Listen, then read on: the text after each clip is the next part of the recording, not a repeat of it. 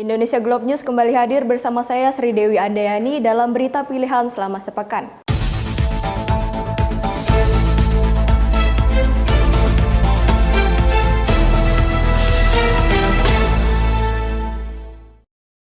Berita pertama, Presiden Joko Widodo lantik Komjen Listio Sigit menjadi Kapolri pada Rabu 27 Januari 2021 di Istana Negara. Dan Undang-Undang Dasar Negara Republik Indonesia tahun 1945 serta akan menjalankan segala peraturan perundang-undangan dengan seluruh-seluruhnya demi dharma bakti saya kepada bangsa dan negara. Bahwa saya dalam menjalankan tugas jabatan akan menjunjung tinggi etika jabatan, bekerja dengan sebaik-baiknya dan dengan penuh rasa tanggung jawab. Bahwa saya akan menjunjung tinggi Tribrata. Kiranya Tuhan menolong saya.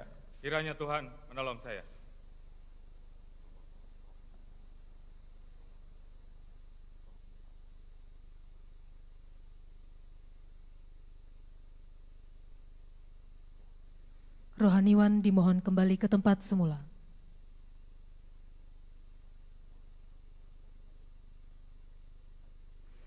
Persiapan penandatanganan berita acara kepada Komisaris Jenderal Polisi Dr. Andes Listio Sigit Prabowo MSI dimohon menuju meja penandatanganan.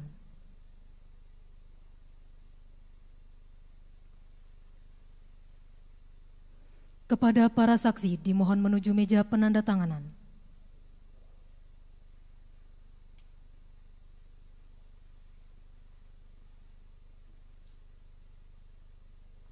Kepada yang terhormat Presiden Republik Indonesia dimohon berkenan menuju meja penandatanganan. Penandatanganan berita acara pengangkatan sumpah jabatan Komisaris Jenderal Polisi Dr. Andes Listio Sigit Prabowo MSI sebagai Kepala Kepolisian Negara Republik Indonesia.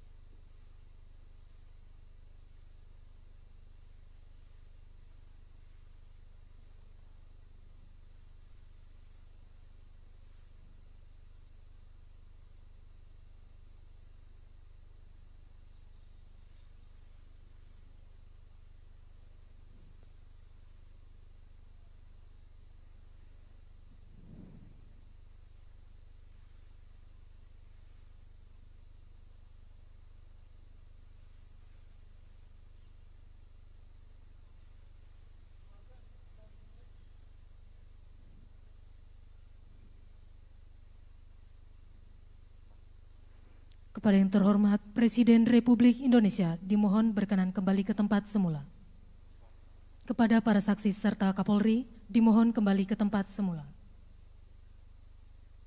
Wakil Ketua DPR RI Sufmi Dasko Ahmad mengucapkan selamat kepada Komjen Listio Sigit atas dilantiknya sebagai Kapolri.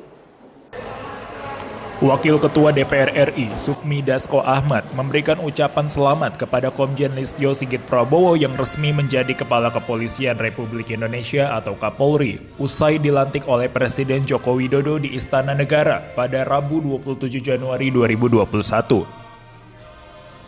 Selain mengucapkan selamat kepada Komjen Listio Sigit Prabowo yang resmi dilantik menjadi Kapolri yang baru, Dasko juga berharap kepolisian ke depan dapat lebih humanis dan lebih banyak menyerap aspirasi dari masyarakat.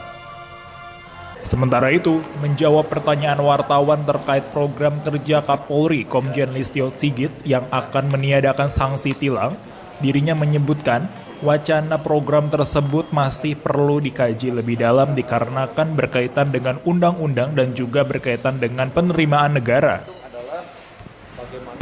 Iya, pada dasarnya kami tetap pertama mengucapkan selamat atas dilantiknya Kapolri yang baru, dan kepada Kapolri yang baru kami ucapkan selamat bertugas, dan kepada Kapolri yang baru untuk meneruskan kebijakan Kapolri terdahulu yang baik, dan kemudian Kapolri agar lebih humanis, dan Kapolri juga agar lebih banyak menyerap aspirasi dari masyarakat untuk ketertiban dan keamanan masyarakat. Kemudian, ya kalau soal proses meniadakan tilang itu, marilah nanti kita kaji bersama-sama karena memang prosesnya masih panjang. Wacana yang disampaikan tersebut memang perlu penelaahan yang lebih dalam karena berkaitan dengan undang-undang dan juga berkaitan dengan penerimaan negara. Melonjaknya harga daging sapi membuat pedagang daging sapi di Pasar Cengkareng, Jakarta Barat melakukan aksi mogok berjualan. Hal ini menyebabkan restoran siap saji sulit mendapatkan pasokan daging sapi.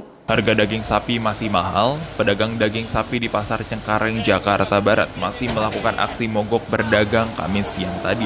Akibatnya, restoran siap saji pun menjerit karena sulitnya mendapatkan pasokan daging sapi, akibatnya omsetnya menurun lantaran menu makanannya berkurang. Inilah suasana lapak pedagang daging sapi yang berada di Pasar Cengkareng, Jakarta Barat Kamis siang.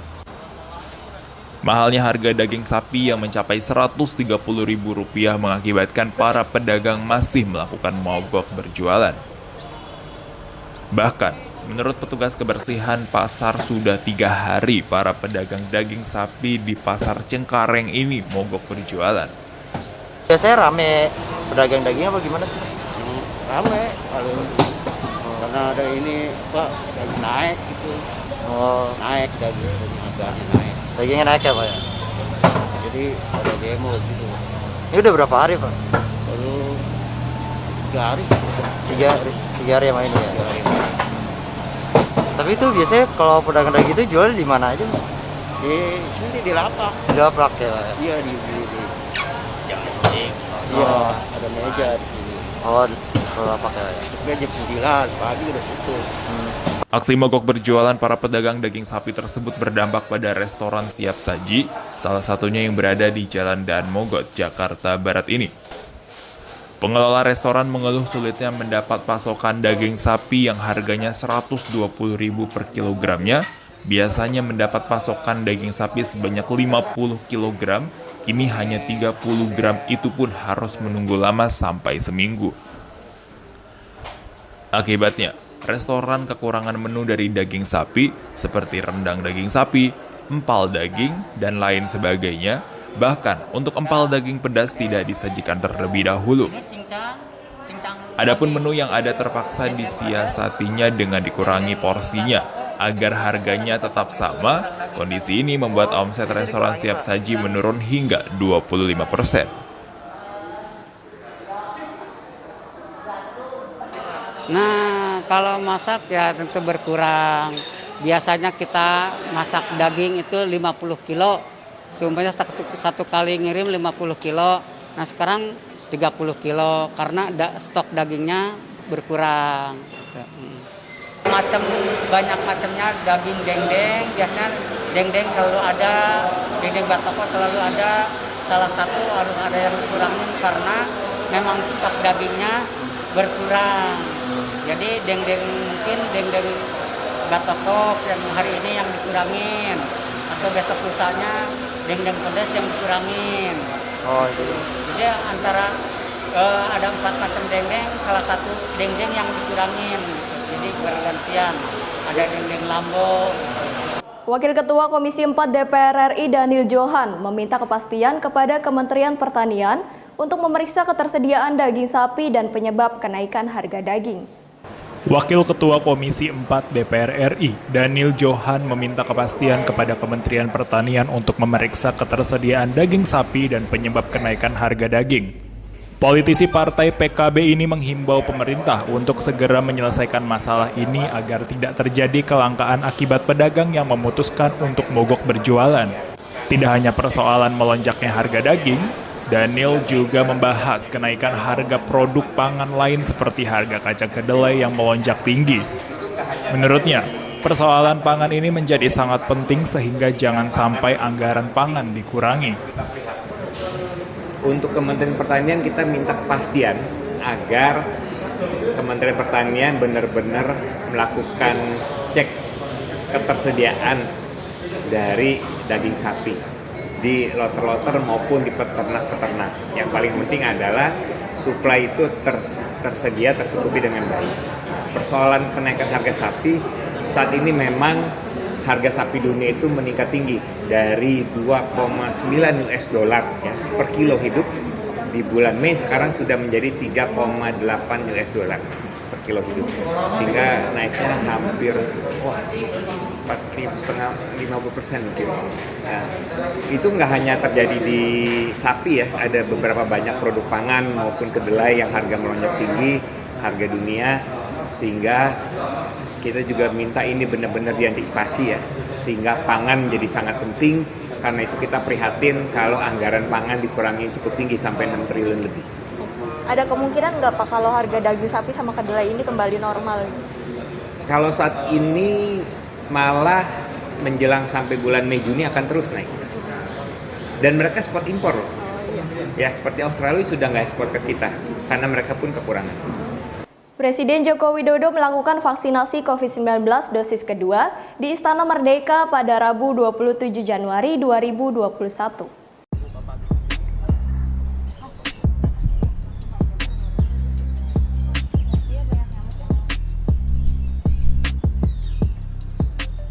Ya, jadi setelah suntikan vaksin yang pertama itu di 13 Januari yang lalu, 2 minggu yang lalu. Ya. Sekarang hari ini saya mendapatkan suntikan vaksin yang kedua. Dan sama seperti yang dilakukan 2 minggu yang lalu, tidak terasa. Kalau dulu setelah 2 jam hanya pegal-pegal, ya sekarang saya kira juga sama saja. Saya juga aktivitas kemana-mana juga.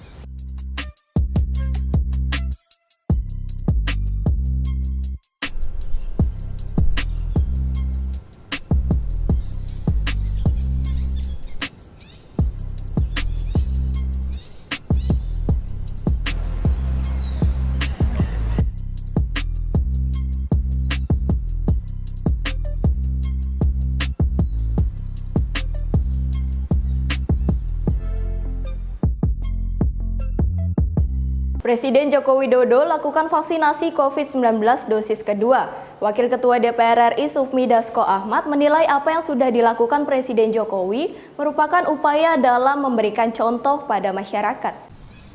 Presiden Joko Widodo melakukan suntik vaksin untuk kedua kalinya dan menyebut vaksin untuk masyarakat akan dilakukan pada pertengahan bulan Februari. Wakil Ketua DPR RI Sufmi Dasko Ahmad menilai apa yang sudah dilakukan pemimpin negara merupakan upaya dalam memberikan contoh pada masyarakat bahwa vaksinasi dilakukan untuk mengantisipasi agar wabah COVID-19 tidak meningkat lebih banyak di Indonesia. Terkait pelaksanaan vaksin pada bulan Februari, Dasko menilai hal tersebut dilakukan supaya masyarakat dapat melihat terlebih dahulu apakah ada efek yang ditimbulkan dari para pemimpin yang sudah divaksin terlebih dahulu. Ia juga menghimbau kepada pemerintah untuk melakukan antisipasi dalam penyuntikan vaksin agar tetap memperhatikan protokol kesehatan. Ya kalau menurut saya apa yang sudah dilakukan oleh pemimpin-pemimpin negara kita ini memberikan contoh kepada masyarakat bahwa vaksin itu dilakukan dengan niatan untuk mengantisipasi supaya wabah corona ini tidak lebih jauh meningkat dengan cepat di Indonesia.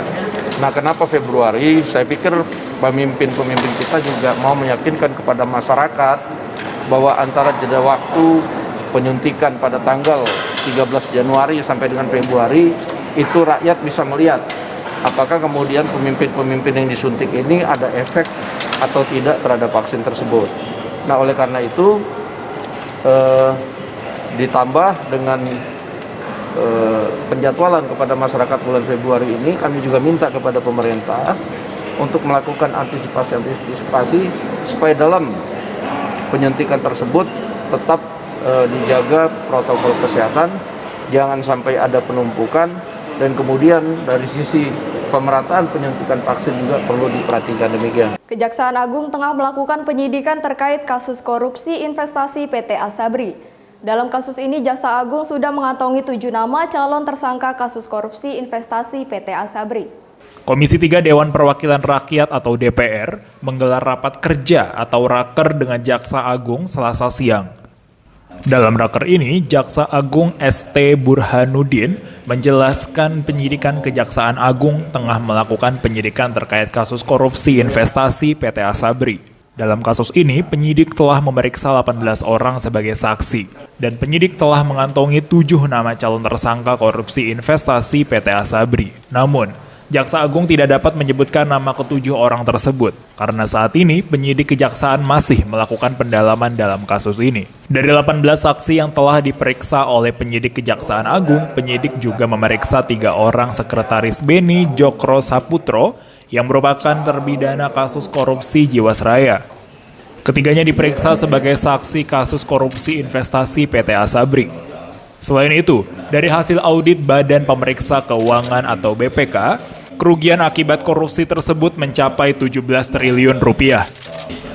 Dugaan tidak pidana korupsi dalam pengelolaan keuangan dana investasi PT Asabri Persero pada beberapa perusahaan periode tahun 2012 sampai 2019. Telah dilakukan pemeriksaan terhadap 18 orang saksi.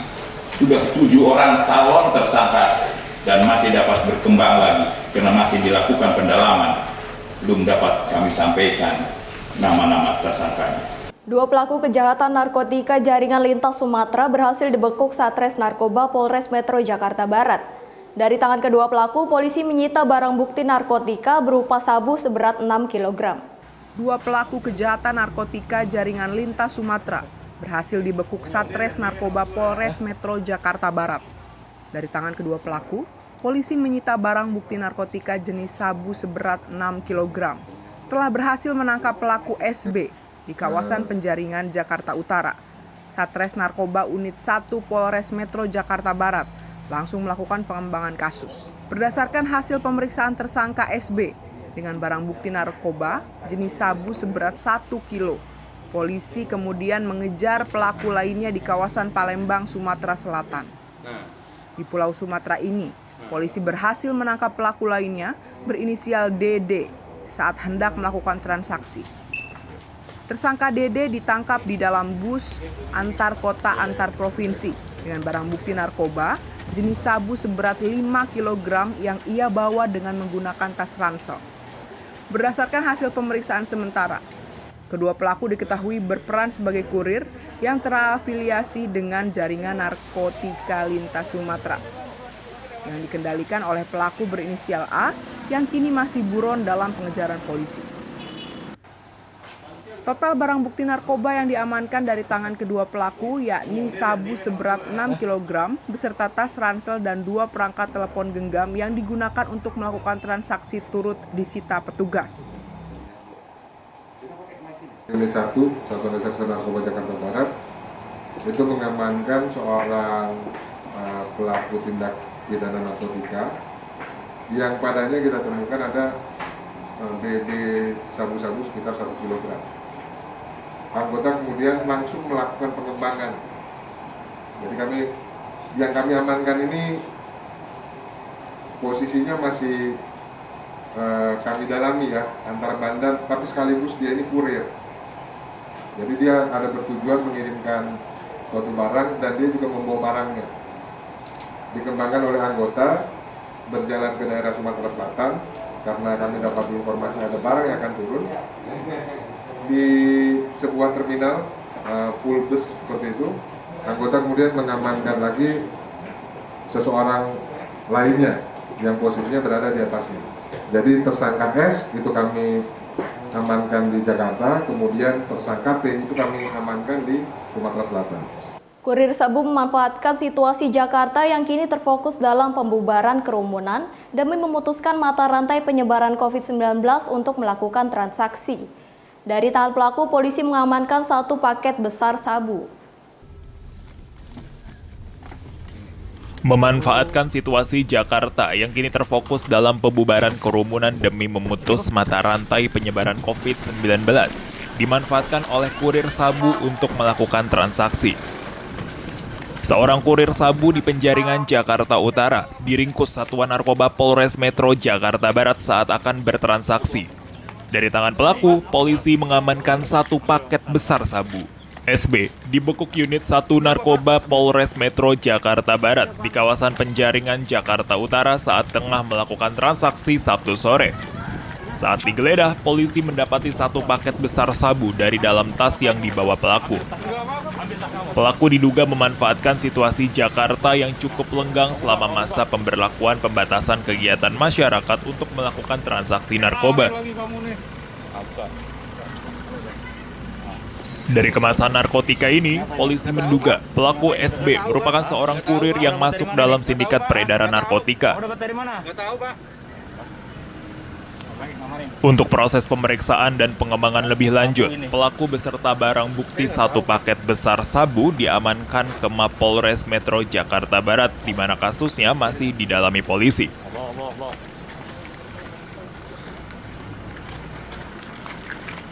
Kami dari Satuan Narkoba Polres Metro Jakarta Barat baru saja mengamankan 1 orang pelaku yang merupakan sindikat daripada jaringan peredaran narkotika. Dan turut kami amankan 1 paket berukuran besar yang kami duga adalah narkotika jenis sabu. Selanjutnya kami akan terus melakukan pengembangan dari mana barang tersebut berasal. Sementara barang bukti dan pelaku kami amankan di Polres Metro Jakarta Barat. Nekat beroperasi melewati batas jam operasional yang ditetapkan di masa PPKM, polisi gerebek tempat karaoke di Jalan Tanjung Duren Raya, Grogol, Petamburan, Jakarta Barat. Nekat beroperasi melewati batas yang ditetapkan di masa pemberlakuan pembatasan kegiatan masyarakat atau PPKM, sebuah tempat karaoke di Jalan Tanjung Duren Raya, Grogol, Petamburan, Jakarta Barat, dini hari tadi digerebek petugas gabungan dari unsur Satuan Narkoba Polres Jakarta Barat dan Satpol PP Pemerintah Kota Administrasi Jakarta Barat. Selain tak mengindahkan protokol kesehatan, puluhan pengunjung di lokasi diharuskan menjalani tes urin, sedangkan pemilik tempat hiburan langsung diberikan sanksi penyegelan sementara tempat usahanya. Para pengunjung tempat hiburan karaoke di kawasan Tanjung Duren, Jakarta Barat ini panik saat melihat kedatangan petugas kepolisian dari Satuan Narkoba Polres Jakarta Barat dan Satpol PP Pemerintahan Kota Administrasi Jakarta Barat.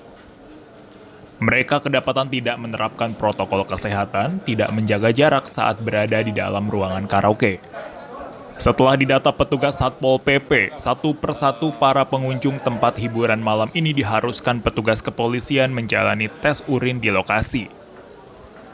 Dari hasil tes tersebut, tidak didapati pengunjung yang positif mengkonsumsi narkotika, di mana selanjutnya mereka diperbolehkan pulang oleh petugas. Namun, sanksi tegas dikenakan bagi pemilik dan pengelola tempat hiburan tersebut. Selain tak mengindahkan pembatasan jam operasional pemberlakuan pembatasan kegiatan masyarakat yang telah ditetapkan di masa penanggulan pandemi COVID-19, pengelola tempat karaoke tersebut sempat mengelabui petugas dikarenakan dari luar tempat tersebut terlihat tutup, namun pengunjung yang masuk dialihkan melalui basement gedung. Ya, jadi sebenarnya kami dari Polres Jakarta Barat, kami dari Satuan Reserse Narkoba, dibantu dari rekan-rekan di Polsek Tanjung Duren, dibantu juga dari rekan-rekan Satpol PP. Kami sebenarnya sedang melaksanakan kegiatan pengecekan pelaksanaan PPKM atau pemberlakuan pembatasan kegiatan masyarakat. Ternyata kami temukan masih ada tempat hiburan malam yang buka melebihi batas waktunya, dan tadi saat kami lakukan pengecekan pertama kali, di dalamnya juga banyak protokol kesehatan yang tidak dipatuhi ya. Memang jumlah yang ada di dalam ruangan-ruangan karaoke itu ada yang tidak terlalu banyak, tetapi jarak social distancing dan physical distancing-nya itu tidak ada. Selanjutnya, pengelola serta karyawan tempat hiburan malam tersebut langsung diamankan petugas kepolisian ke Mapolres Metro Jakarta Barat guna proses pemeriksaan lebih lanjut. Sementara tempat karaoke yang digerebek tersebut disegel sementara oleh petugas Satpol PP. Demikian berita pilihan Indonesia Globe News selama sepekan. Ikuti terus berita terkini di YouTube channel Indonesia Globe dan di website kami di www.indonesiaglobe.co. Saya Sri Dewi Andayani dan kru yang bertugas pamit undur diri. Selamat berakhir pekan dan sampai jumpa.